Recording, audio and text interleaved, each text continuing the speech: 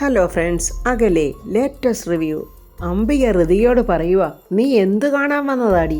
അവനെ നിന്റെ അച്ഛനല്ലെന്ന് നീ തിരിച്ചറിഞ്ഞില്ലേ? പ്രതാപൻ അത് തുറന്നു പറയുകയും ചെയ്തു. ബന്ധവും പിരിഞ്ഞ് ഇറങ്ങിപ്പോയിട്ട് പിന്നെ എന്തിനാടി നാണം കെട്ട് വീണ്ടും കയറി വരുന്നത്? ഋതിക കണ്ണുനീര് തുടച്ചുകൊണ്ട് പറയുക, അന്നം തന്ന ആളിനോട് നന്ദി കാണിക്കാൻ വന്നതാണെന്ന് മാത്രം കരുതിയേച്ചാൽ മതി. അഹങ്കാരത്തോടെ അംബിക പറയുക, ഞാനും എൻ്റെ ആങ്ങളെയും എൻ്റെ കുടുംബക്കാരും ഒത്തിരി യാചകർക്ക് അന്നം കൊടുത്തിട്ടുണ്ട്. അതുപോലെ അങ്ങ് കരുതിയാൽ മതി. നന്ദി പറഞ്ഞെങ്കിലേ വേഗം മടങ്ങാം. ഇവിടെ ഞങ്ങൾ കുടുംബക്കാർ മാത്രം മതി. ഇത്രയും നേരം രാജു ഇതൊക്കെ കേട്ടോണ്ട് നിൽക്കുക. അവൻ്റെ ഋതിയെ വിഷമിപ്പിച്ച രാജു അനങ്ങാതിരിക്കുവോ? രാജു ഉടനെ പറയുക, നിങ്ങൾ ഒത്തിരി പിച്ചക്കാർക്ക് അന്നം കൊടുത്തിട്ടുള്ള ആളല്ലേ? അതിലെന്താ ഇത്ര സംശയം? അംബികയുടെ ചോദ്യം. അംബികയ്ക്കിട്ട് ശരിക്ക് കൊടുക്കാൻ തന്നെ രാജു തീരുമാനിച്ചിരിക്കുക. രാജു പറയുക, ഈ നിൽക്കുന്ന ഋതിക സൂര്യമംഗലത്തെ പത്മാവതി വർമ്മയുടെ മകളാണെന്നുള്ള കാര്യത്തിൽ നിങ്ങൾക്ക് സംശയമൊന്നുമില്ലല്ലോ? നീ എന്താ വാടാ പറയുന്നത്? എനിക്ക് മനസ്സിലായില്ല. അതിനെന്താ, ഞാൻ പറയാമല്ലോ. പത്മാവതി മേഡം പ്രസവിച്ച മകളായതുകൊണ്ട് ഋതിക സൂര്യമംഗലത്തെ പെൺകുട്ടി തന്നെയാണ്. ആ സൂര്യമംഗലത്ത് പണ്ട് പിച്ചക്കാരിയെ പോലെ കയറിക്കൂടിയ ഒരു വേലക്കാരി ഉണ്ടായിരുന്നു. ഒരു കളിയാക്കലോടെ രാജു പറയുക, അവരുടെ പേരെന്താണെന്നറിയാവോ? അത് അംബികയ്ക്ക് മനസ്സിലായി അവളെ പറയുവാന്ന്. അംബിക ദേഷ്യത്തോടെ, ഡാ, രാജു കളിയാക്കി പറയുക, ഇവരോട് പിച്ച തണ്ടി ജീവിച്ച നിങ്ങൾ ഇവരെ പിച്ചക്കാരിയായിട്ട് മുദ്ര കുത്തുന്നത്? രാജു ഇതൊക്കെ തുറന്നു പറയുന്നത് അംബികയുടെ മോൻ അങ്ങോട്ട് സഹിക്കുന്നില്ല. അവൻ പറയാ, ഡാ, മര്യാദയ്ക്ക് ഇത് ഇവിടെ വെച്ച് നിർത്തിക്കോ. ഇതൊരു ഹോസ്പിറ്റൽ ആയതുകൊണ്ട് ഞാൻ നിന്നോട് ക്ഷമിക്കുക. എന്താടാ, അല്ലെങ്കിൽ നീ എന്നെ പിടിച്ചങ്ങ് വിഴുങ്ങിക്കളയുവോ? എടാ ദീപക്കെ, നിന്നെ തല്ലി തല്ലി ഞാനങ്ങ് മടുത്തു. ശരിക്കും എനിക്ക് തന്നെ നാണമായിട്ടിരിക്കുക. അപ്പോൾ ഋതിക പറയാം, വാ രാജു, നമുക്ക് പോകാം. അങ്ങനെ ഋതികയും രാജുവിടെ പോകാനൊരുങ്ങുമ്പോൾ അംബിക പറയാം, ചെല്ല്, അതാ നല്ലത്. രാജു ഉടനെ പറയോ, ഇവരെന്നെ പോകാൻ സമ്മതിക്കത്തില്ലല്ലോ. അയ്യോ എൻ്റെ അംബിക വർമ്മേ, നിങ്ങൾ യാതൊരു ലോജിക്കുമില്ലാതെ കുറേ കഥകളങ്ങുണ്ടാക്കി. നിഷ്കളങ്കനായ വർമ്മ സാറിനെ ഒരു ചങ്ങലയിലങ്ങ് തളച്ചു. എല്ലാ സ്വത്തുക്കളും വെട്ടിപ്പിടിച്ച് സ്വന്തമാക്കാൻ വേണ്ടി മോനെ മോനേന്ന് വിളിച്ച് ആ പാവത്തിൻ്റെ ജീവിതം അങ്ങ് തൊലച്ചു. ഇനി എല്ലാ സത്യങ്ങളും വർമ്മ സാറ് വൈകാതെ തന്നെ തിരിച്ചറിയും.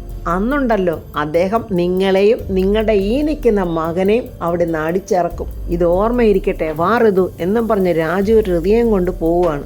അംബിക ഒട്ടും പ്രതീക്ഷിച്ചില്ല രാജു ഇങ്ങനെ പറയുമെന്ന്. അങ്ങനെ വടി കൊടുത്ത് അടി വാങ്ങിച്ചതുപോലെ അംബികയും മോനും അവിടെ നിൽക്കുക. ഗൂഢതന്ത്രങ്ങൾ മെനയുന്നതിൽ അഗ്രഗണ്യായ അംബിക എന്തോ ഒരു പുതിയ തന്ത്രം മനസ്സിലിങ്ങനെ പ്ലാൻ ചെയ്യുന്നുണ്ട്. ഈ സമയത്താണെങ്കിൽ പത്മാവതി പ്രതാപവർമ്മയ്ക്കുണ്ടായ ആക്സിഡൻ്റ് അറിഞ്ഞ് ആകെ ഇങ്ങനെ വിഷമിച്ചിരിക്കുവാണ്. ഋതികയും രാജുവും കൂടെ കാറിലിങ്ങനെ വീട്ടിലോട്ട് വന്നുകൊണ്ടിരിക്കുക. ഋതിക സങ്കടപ്പെടുന്ന കണ്ട് രാജു പറയുന്നു, ഋതിക സങ്കടപ്പെടാതെ, സാറിന് അപകടമൊന്നും പറ്റിയില്ലല്ലോ. പത്മാവതിക്കാണെങ്കിൽ ഇരുന്നിട്ട് ഇരിക്കപ്പുറതിയില്ല. സങ്കടത്തോടെ പെട്ടെന്ന് ഋതികയെ വിളിക്കുവാണ്. ഋതിക ഫോൺ എടുത്തിട്ട്, അമ്മയാണല്ലോ. രാജു പറയുന്നു, എൻ്റെ അമ്മയാണോ? അല്ല രാധമ്മേ, ഞാൻ രാധമ്മയെന്നല്ലേ വിളിക്കുന്നത്, ഇത് എൻ്റെ അമ്മയാണ്. പത്മാവതി അമ്മയാണോ? ആ അതെ രാജു, ഫോൺ എടുക്കുക. എന്നാൽ ടെൻഷനോടി പത്മാവതി ചോദിക്കുന്നു, മോളെ നിൻ്റെ അച്ഛന്? പേടിക്കാൻ ഒന്നുമില്ലമ്മേ, ഞാൻ അമ്മയെ വിളിക്കാൻ ഒരുങ്ങുമായിരുന്നു. പ്രതാപേട്ടനിപ്പോൾ എങ്ങനെയുണ്ട് മോളെ? ഒരു കുഴപ്പവും ഇല്ലമ്മേ, അച്ഛൻ ഒന്നും സംഭവിച്ചിട്ടില്ലമ്മേ, ആക്സിഡൻറ്റ് തന്നെയാ. പക്ഷെ ദൈവം സഹായിച്ച് അച്ഛനൊരു പോറൽ പോലും പറ്റിയിട്ടില്ല. ദൈവത്തിന് നന്ദി. എൻ്റെ മോളെ, നിങ്ങൾ അച്ഛൻ്റെ കാര്യത്തിൽ വളരെ ശ്രദ്ധിക്കണം. പ്രതാപേട്ടനിപ്പോൾ വളരെ മോശം സമയമാണ്. അത് നിങ്ങൾ പറഞ്ഞ് മനസ്സിലാക്കണം. നിങ്ങളുടെ ഒരു സംരക്ഷണം എപ്പോഴും അച്ഛനുണ്ടാകണം. അച്ഛൻ്റെ മുഖത്ത് നോക്കി അന്ന് അങ്ങനെയൊക്കെ പറഞ്ഞിട്ട് ഇപ്പോൾ എനിക്ക് അങ്ങോട്ട് കയറി ചെല്ലാൻ പേടിയാമ്മേ. അങ്ങനെ ഒന്നും വിചാരിക്കല്ലേ മോളെ, അത് നിൻ്റെ അച്ഛനാ. നീ അല്ലാതെ വേറെ ആരാ പ്രതാപേട്ടനുള്ളത്? ശരിയമ്മേ, ഞാൻ വേണ്ടത് ചെയ്യാം എന്ന് പറഞ്ഞ് അവർ രണ്ടുപേരും ഫോൺ കട്ട് ചെയ്യുവാണ്. രാജു, എന്താ ഋതു എന്ന് ചോദിക്കുമ്പോൾ ഋതിക പറയുക, അത് ഞാൻ വീട്ടിൽ ചെന്നിട്ട് പറയാൻ രാജു. പരമദുഷ്ടായ അംബിക അവിടെ പണി തുടങ്ങിക്കഴിഞ്ഞ് അവളൊരു ജോത്സനെ വിളിച്ചുകൊണ്ട് വന്ന് അവിടെ ഇരുത്തിയിട്ടുണ്ട്. അവളും അവിടെ മകനും കൂടി എന്തൊക്കെയോ തന്ത്രങ്ങളാണ് അതിനകത്ത് കാണിക്കുന്നത്. അംബിക കൊണ്ടുവന്ന ജോത്സ്യനായതുകൊണ്ട് തന്നെ അറിയാം 100% തട്ടിപ്പുകാരനായിരിക്കും. അങ്ങനെ ജോത്സ്യരെ കബഡി നിരത്താൻ ഒരുങ്ങുമ്പോൾ അംബിക പറയുക, നിക്കി ജോത്സ്യരെ, ഒരാളോട് ഇങ്ങോട്ട് വരാനുണ്ട്. എന്നിട്ട് ദീപക്കിനോട് പറഞ്ഞു, ഡാ നീ പോയി യാമിനിയെ വിളിച്ചോണ്ട് വാ. എനിക്കങ്ങ് വയ്യമ്മേ, ഞാൻ വിളിച്ചാലൊന്നും അവർ വരത്തില്ല, അമ്മ പോയി വിളിക്ക്. അംബിക ജോത്സ്യനെ കൊണ്ടുവന്നതും എന്തോ കൊള്ളരുതായ്മ കാണിക്കാനാണെന്നും യാമിനിക്ക് മനസ്സിലായിട്ടുണ്ട്. യാമിനി അങ്ങോട്ടങ്ങും പോകാതെ അവിടെ നിൽക്കുക. അപ്പം അംബിക അങ്ങോട്ട് വരുവാണ് യാമിനിയുടെ അടുത്തോട്ട്. എന്താ യാമിനി ഇത്? കുടുംബത്തിൽ അടിക്കടി ദോഷങ്ങൾ വരുന്നതുകൊണ്ടാ ഞാനൊരു ജ്യോത്സ്യനെ വിളിച്ചു വരുത്തിയത് ഇതിൻ്റെയൊക്കെ കാരണങ്ങൾ എന്താണെന്നറിയാൻ. നീയും ഈ കുടുംബത്തിൽപ്പെട്ടതല്ലേ, നിനക്കും അറിയണ്ടേ കാര്യങ്ങളൊക്കെ. യാമിനി, നീയും അങ്ങോട്ട് വാ. അങ്ങേരെ കവടി നിരത്തി പറയുന്നത് എന്താണെന്ന് നമുക്ക് കേൾക്കാം. അംബിക ആരാണെന്നുള്ളത് യാമിനിക്ക് നന്നായിട്ടറിയാം. യാമിനി പറയുക, ചേച്ചി വിളിച്ചു വരുത്തിയ ജ്യോത്സ്യനല്ലേ, അയാൾ പറയുന്ന ചേച്ചി കേട്ടാൽ മതിയല്ലോ. ഇങ്ങനെയാണോ യാമിനി ഒരു കുടുംബകാര്യം നടക്കുമ്പോൾ സംസാരിക്കേണ്ടത്? ആപത്ത് ആർക്ക് വേണമെങ്കിലും വരാം. നിനക്കും ഉണ്ടൊരു ഭർത്താവും മകളും, അത് നീ മറക്കരുത് യാമിനി. ഈ കുടുംബത്തിന് പൊതുവായി എന്തൊക്കെയോ ദോഷങ്ങളുണ്ട്, അത് നോക്കി പരിഹാര കർമ്മങ്ങൾ ചെയ്താൽ അവരവർക്ക് കൊള്ളാം. അതെ, നമ്മൾ തമ്മിൽ വ്യക്തിപരമായി പല പിണക്കങ്ങളും കാണും, അതൊക്കെ തൽക്കാലം നീ മാറ്റിവെക്ക്. ഇതൊരു കുടുംബകാര്യമാ. നീ വാ യാമിനി. അപ്പോൾ യാമിനി ആകെ ഒരു കൺഫ്യൂഷനിലായി. ശരി, ഞാൻ വരാം എന്നും പറഞ്ഞ് യാമിനിയും കൂടെ പോവുകയാണ്. അംബിക മനസ്സിൽ പറയുക, പിന്നെ നീയല്ല നിന്റെ അമ്മുമ്മ വരെ ഒതുക്കുവടി ഞാൻ. എന്നിട്ട് അംബിക വന്നിട്ട് ജ്യോത്സ്യരോട് പറയാം, ഇനി തുടങ്ങാൻ ജ്യോത്സ്യരെ. കള്ളൻ ജ്യോത്സ്യര് പറയുക, എല്ലാവരും ഒന്ന് ദൈവത്തെ പ്രാർത്ഥിച്ചോ. അംബികയും മോനും ഇങ്ങനെ കൈകൂപ്പി നിൽക്കുക, യാമിനി ഒന്നും ചെയ്യുന്നില്ല. അങ്ങനെ ജ്യോത്സ്യര് കബഡിയൊക്കെ ഉരുട്ടി കുറച്ച് കബഡിയൊക്കെ അങ്ങോട്ടും ഇങ്ങോട്ടും ഒക്കെ മാറ്റി വെക്കുന്നുണ്ട്. യാമിനിക്കാണെങ്കിൽ ഒട്ടും താല്പര്യവുമില്ല. അംബികയും മോനും ഭയങ്കര ഭക്തിയോടിങ്ങനെ നിൽക്കുവാണ്. അംബിക ജ്യോത്സ്യരെ നേരത്തെ എല്ലാം പറഞ്ഞ് പഠിപ്പിച്ചാണല്ലോ കൊണ്ടുവന്ന് വെച്ചിരിക്കുന്നത്. ജ്യോത്സ്യരുടെ ആ മുഖത്തെ എക്സ്പ്രഷനൊക്കെ കാണുമ്പോൾ അംബിക ചോദിക്കുക, എന്താ ജ്യോത്സ്യരെ? അതെ, ഈ കുടുംബത്തിൽ ആകെ പ്രശ്നങ്ങളാണല്ലോ കാണുന്നത്. വർമ്മസാറിനാണെങ്കിൽ ഇപ്പോൾ അഷ്ടമത്തിൽ ശനിയാ. ആ ശനി അത്ര ദോഷകാരി അല്ലെങ്കിലും ഈ വീട്ടിലെ ഒരാളുടെ ജാതകവിധി പ്രകാരം അദ്ദേഹത്തിന് മരണം വരെ സംഭവിക്കാം. അതൊരു ദുർമരണമായിരിക്കാം. അംബിക പെട്ടെന്ന് ഭയങ്കര വിഷമവും പേടിയുള്ള പോലെ അഭിനയിച്ചുകൊണ്ട് യാമിനിയെ നോക്കുക. ജ്യോത്സ്യൻ്റെ പ്രവചനം അങ്ങനെ തുടരുവാണ്. അപകടം അത് മാത്രമല്ല, ഒന്നിനു പുറകെ മറ്റൊന്നായിട്ട് ഇങ്ങനെ നിരനിരയായിട്ട് നിൽക്കുക. ഈ വീട്ടിലുണ്ടായിരുന്ന ആ പെൺകുട്ടിയുടെ നാള് വിശാഖം തന്നെയല്ലേ? അങ്ങനെ അംബികയുടെ ജ്യോത്സ്യരുടെ കളി തുടങ്ങുവാണ്.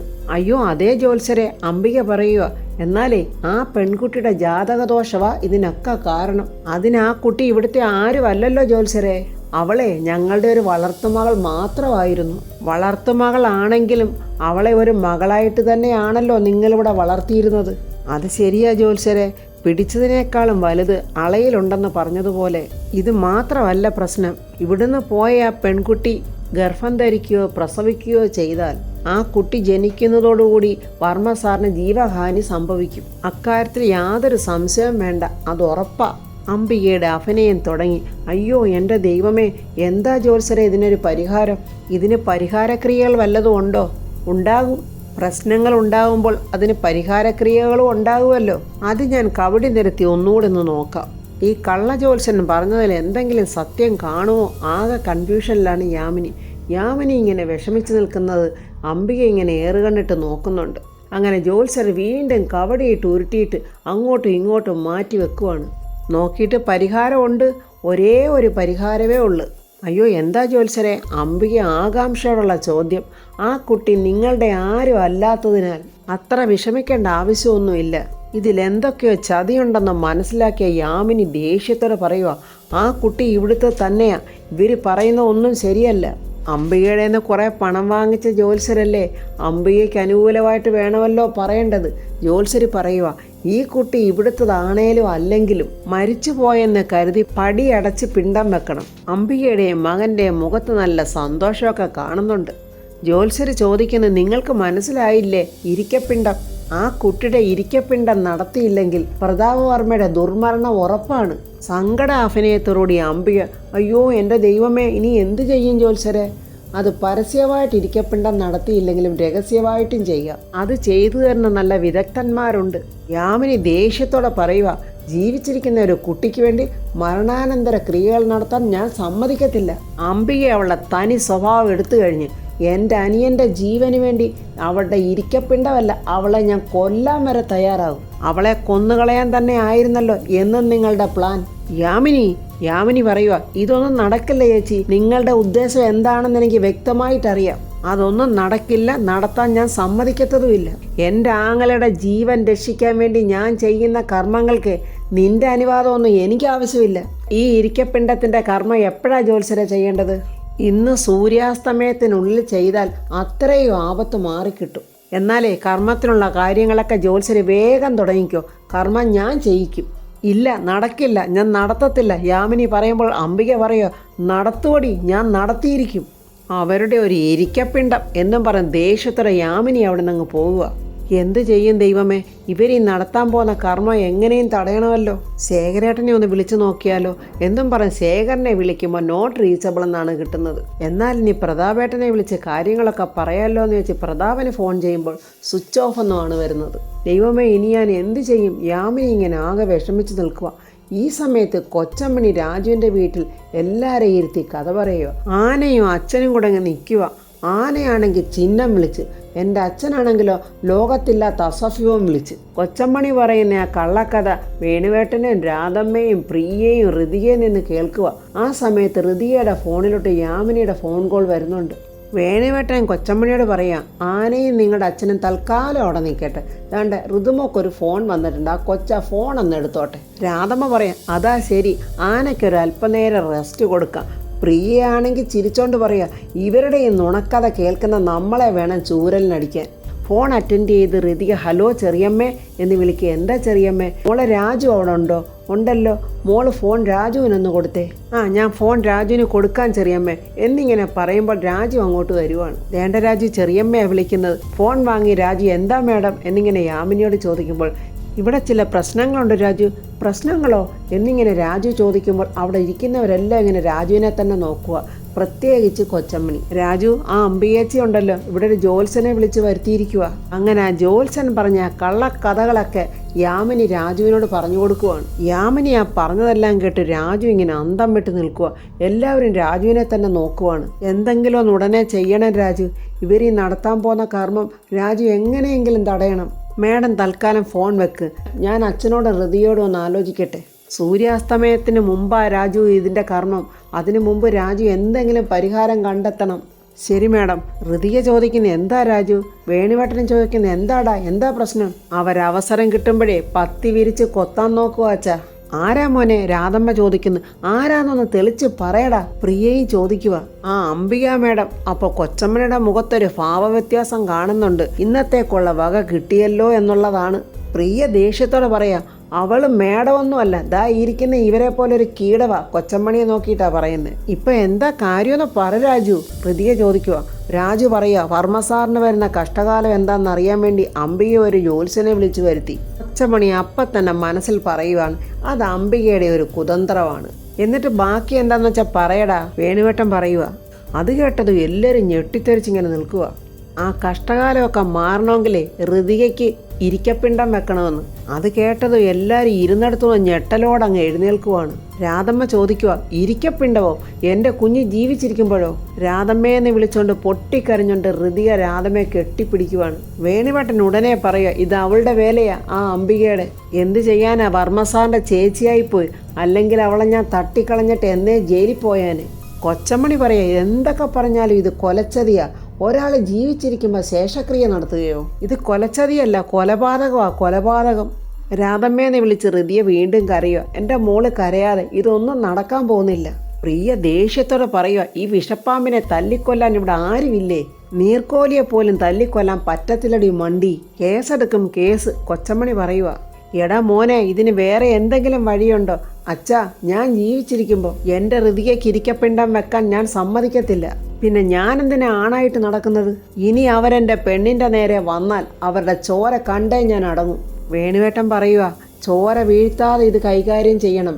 അവളുടെ ചോരയല്ല നമുക്കിവിടെ വേണ്ടത്, അവളുടെ കണ്ണീരാ. അവൾ പൊട്ടി പൊട്ടി കരയണം. ആ കണ്ണീര് നമ്മളുടെ മോള് കാണണം. ഇത് തടയാൻ നീ നിന്റെ വഴി നോക്ക്, ഞാൻ എൻ്റെ വഴി നോക്കാം എന്നും പറഞ്ഞ് വേണുവേട്ടൻ അവിടെ നിന്ന് പോകുന്നുണ്ട്. കരയുന്ന ഋതിയെ നോക്കി രാജു പറയുക, ഋതു നീ കരയണ്ട, നിന്റെ കഴുത്തിൽ കിടക്കുന്ന താലി ഞാൻ കെട്ടിയതാ.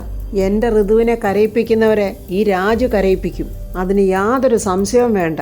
രാധമ്മ ഋതിയോട് പറയുന്നു, മോള് കേട്ടില്ലേ, ഇതിലപ്പുറം എന്ത് പുണ്യമാ ഒരു പെണ്ണിന് വേണ്ടത്? മോള് കരയണ്ട എന്നും പറഞ്ഞ് രാധമ്മ സമാധാനിപ്പിക്കുവാണ് ഋതിയെ. അംബിക ആർക്കോ ഫോൺ ചെയ്ത് പറയുക, എല്ലാ സാധന സാമഗ്രികളും വാങ്ങണം. ഒന്നും മറക്കണ്ട, ഇന്ന് സൂര്യാസ്തമയത്തിന് മുന്നേ തന്നെ കർമ്മം നടന്നിരിക്കണം. അതിനൊരു വ്യത്യാസവും വരാൻ പാടില്ല. അങ്ങനെ അംബിക ഫോണിൽ കൂടെ പറഞ്ഞിട്ട് തിരിഞ്ഞു നോക്കുമ്പോൾ കാണുന്നത് അംബികയെ നോക്കി ദേഷിച്ചു നിൽക്കുന്ന യാമിനിയാണ്. യാമിനിയെ കണ്ടതും അംബികയാകെ അമ്പരക്കുന്നുണ്ട്. ദൈവം ദൈവമേ ഇവള് ഞാൻ പറഞ്ഞതൊക്കെ കേട്ടോ എന്നുള്ള അമ്പരപ്പാണ്. അപ്പോൾ ഫ്രണ്ട്സ്, അംബികയുടെ കണക്കൂട്ടലുകളെല്ലാം ഇവിടെ തെറ്റും. വേണുവേട്ടനും രാജുവും വേണ്ട നടപടികളൊക്കെ എടുക്കും. അംബികയുടെ ജോത്സ്യന് രാജുവും വേണുവേട്ടനും ചേർന്ന് കൊടുക്കാനുള്ളത് കൊടുത്തു കഴിയുമ്പോൾ ജോത്സ്യർ തത്ത പറയുന്ന പോലെ എല്ലാം തന്നെ പ്രതാപനോട് പറയും എന്നുള്ള റിവ്യൂമായി നമുക്ക് നാളെ കാണാം. എൻ്റെ ഈ റിവ്യൂ ഇഷ്ടപ്പെട്ടാൽ ലൈക്കും കമൻസും, സബ്സ്ക്രൈബ് ചെയ്യാത്തവർ സബ്സ്ക്രൈബ് ചെയ്യണേ.